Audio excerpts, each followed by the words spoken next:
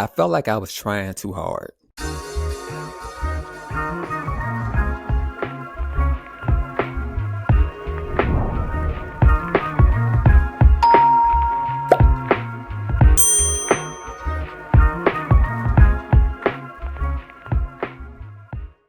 What's up, y'all? It's me, Tyler, back with another video. Modeling has always been a fascination of mine. Let me give y'all a quick backstory. But it always seemed so far-fetched to me, especially being from Mississippi. Ask me how many agencies are in Mississippi. Zero. I used to always say, oh, I should start a modeling agency in Mississippi. What are my clients going to model for? Piggly Wiggly? So if you don't know this already, I have other videos on my channel saying why I got into modeling and how, etc., etc. I started my modeling journey in Los Angeles. I even dropped out of film school to actively pursue it because if you don't know, the film school schedule is very strict. You can only miss like 1 day per class, 2 days with some classes, and you'll get kicked out. I was skipping school to attend open calls and doing test shoots, so I just dropped out altogether. As you can imagine, Los Angeles is one of the top dogs when it comes to modeling agencies. Many people start off with mother agencies, which is like smaller agencies that mold people into a model before they send them to the real agencies. Most agencies want you to already know what to do and to already kind of be who you're going to be as a model, as opposed to having to mold and shape you themselves. And also, people start with agencies in other states, and then, they'll eventually transition to the bigger agencies like in LA, New York, etc. I've always been very ambitious and impatient. I don't like to take baby steps and waste time. I go right to the top. I'm gonna apply to Wilhelmina. I'm going to apply to Ford. I'm going to apply to Photogenics, all of the big agencies, because I can adapt. But I didn't know that there were a lot of etiquettes that you needed to be aware of, and I was not aware of them. So I had to learn a lot of things as I went. I discovered what open calls were. I discovered that they can be 5 minutes or 5 seconds. And after many open calls, I found out there is a dress code.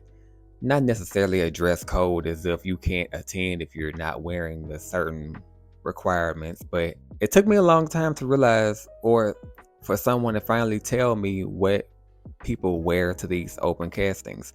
People wear fitted clothing, all black mostly, but if not, then neutral colors like a white t-shirt and fitted jeans and basic shoes. I would always show up wearing flashy ass clothing because at the time I thought that you had to show off. So I would come up in there wearing my head to toe best outfits, and everyone else around me would be dressed so neutral and minimalistic, and I'd be like, oh my gosh, these people cannot dress. On top of that, I had to focus so much on surviving and meeting my basic needs.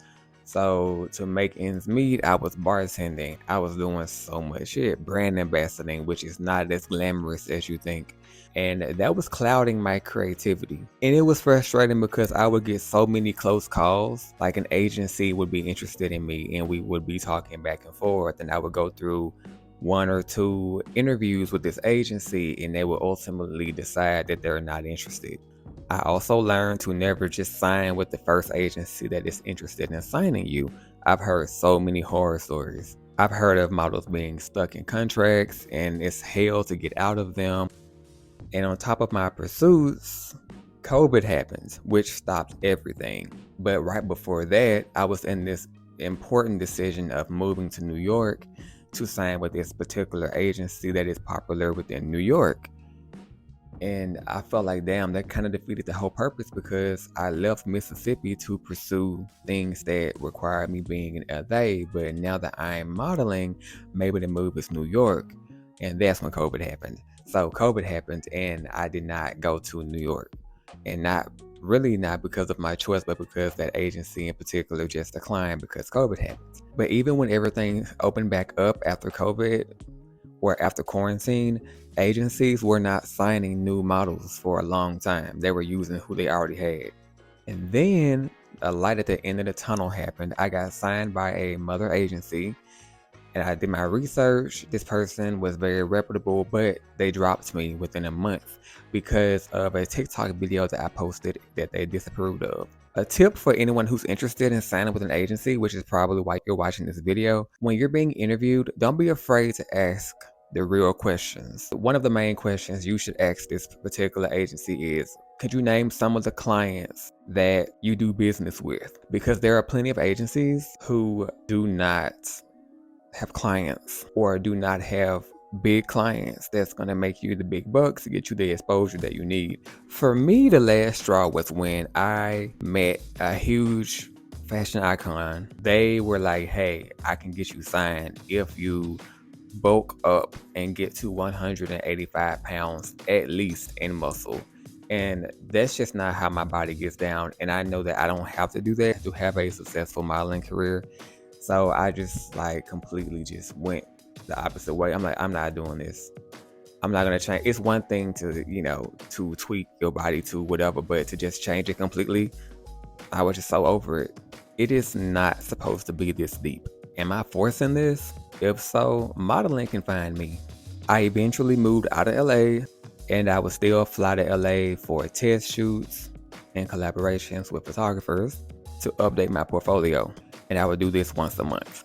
And I would also drive to Atlanta to do the same thing. And in 2024, I'm going to expand that to New York and Texas. I do have my eye on an agency in Atlanta for representation. And I submitted to them once, and I would hear back from them. We talked for a little while. Basically, politely rejected me. It just wasn't the right moment. So I will apply again, but I'm not sweating it. I stepped back from modeling for a few months to focus on my other creative passions. I decided to just have fun. Don't sweat the shit. I personally never met a guy with this long story of how they just applied to all these agencies and went to all of these open calls and just grinded so hard to become a model. I know that's possible, but all of the full-time models that I met bartending on Rodeo Drive and Tiffany's and all these big stores, they always said the same shit. Like, oh, I had a friend who is a photographer for this modeling agency, or oh, a modeling agency slid in my DMs. It's always shit like that. I'm just going to let shit naturally unfold. I just know that I'm very ambitious, so I go really hard for shit, not out of desperation, but because I'm just built that way. I was taught if you want something, work hard to get it. Sometimes that's not called for. But anyways, hope y'all enjoy this video. I'm trying not to ramble in my videos. Enjoy the rest of your day, night, wherever you're at, and be safe. See you next time.